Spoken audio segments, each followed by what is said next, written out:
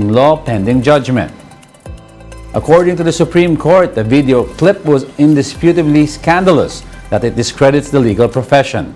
The court also pointed out that lawyers must avoid scandalous behavior, whether it be in their public or private life. The court also reiterated that there are 6 other administrative cases pending before the Office of the Bar Confidant, while 4 other cases are pending before the Integrated Bar of the Philippines. The SC said the volume of these complaints speak of Gadon's character. SC also cited Gadon in direct contempt of court after baseless bias allegations against Senior Associate Justice Marvick Leonen and Associate Justice Alfredo Caguioa. The SC thus reminds all lawyers that the court will never tolerate abuse in whatever form, especially when perpetrated by an officer of the court. Gadon meanwhile said that he will treat this matter as a private concern and that it will not affect his commitment as presidential advisor for poverty alleviation. He is also eyeing to file a motion for reconsideration, claiming that the penalty meted out was too harsh. Before his disbarment was announced, Gadon has said that he was still proud even when he was suspended for his remarks against Robles.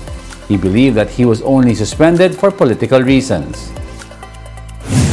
Alam mo dyan sa Supreme Court, marami kasi dyan ay mga kaalyado pa nung natanggal na Chief Justice. Kaya siyempre, gumaganti sila sa akin. At ako, I'm very proud to say that even if I was suspended due to a political reason, not because that I was dumb or I was a crook or not because I stole the money of my clients. The Supreme Court declares the law postponing the barangay and Sangguniang Kabataan elections unconstitutional.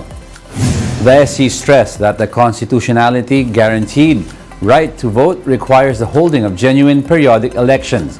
It added that the deferment of the polls for the purpose of augmenting the executive's funds is violative of the Constitution. The High Court explained that it transgresses the constitutional prohibition against any transfer of appropriations. However, the SC said it recognizes the quote, legal practicality and necessity to proceed with the local elections. Republic Act 11935 postpones the BSK-E from its initial schedule of December 5, 2022 to the last Monday of October this year. In a statement, COMELEC Chairman George Garcia says the court's decision will not affect their preparations for the polls. Garcia adds that the ruling is more addressed to the political departments of the government for future guidance.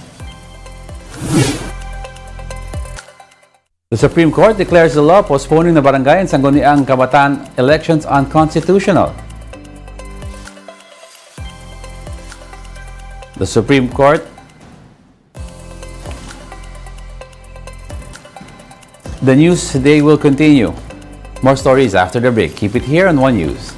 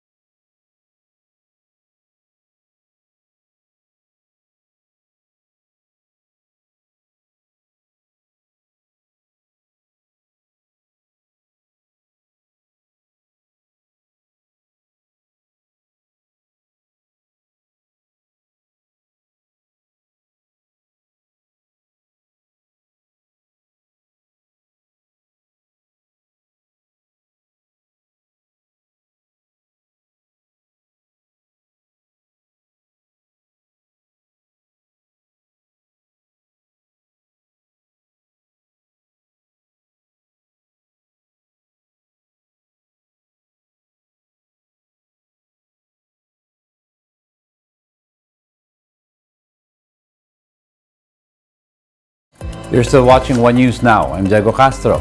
For the majority of Filipinos, the performance of the Marcos administration, at least for the first quarter, has been satisfactory.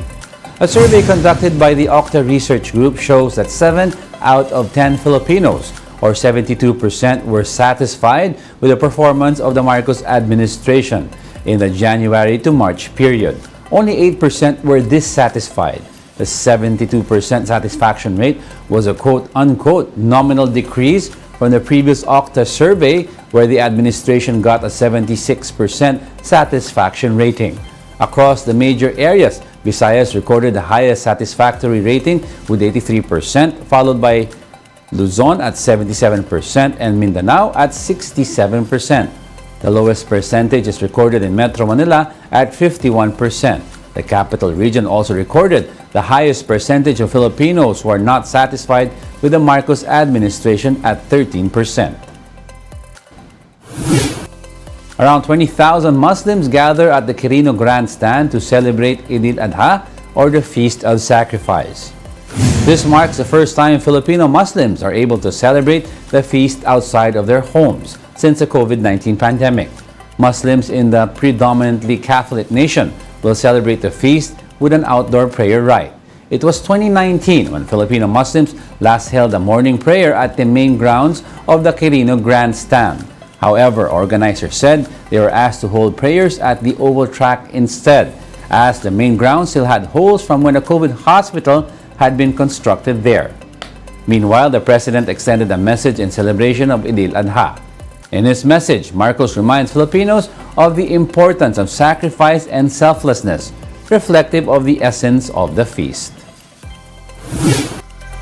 The Tourism Department has launched its new slogan, Love the Philippines. This new slogan was unveiled during the department's 50th anniversary celebration on Tuesday. The agency said they chose it because there are so many things to love about the country, from food and tourist destinations to the rich and vibrant Filipino culture. This slogan replaces It's More Fun in the Philippines, which was launched in 2012. Love the Philippines is a recognition of our natural assets, our storied history, our rich culture and diversity. There is so much more to the Philippines than the fun and adventure that we have so far articulated to the world. And those are the top stories of the hour. Join us again at 9:45 a.m. as we continue to monitor the day's biggest stories. I'm Diego Castro. We are One News, all sides, all the time.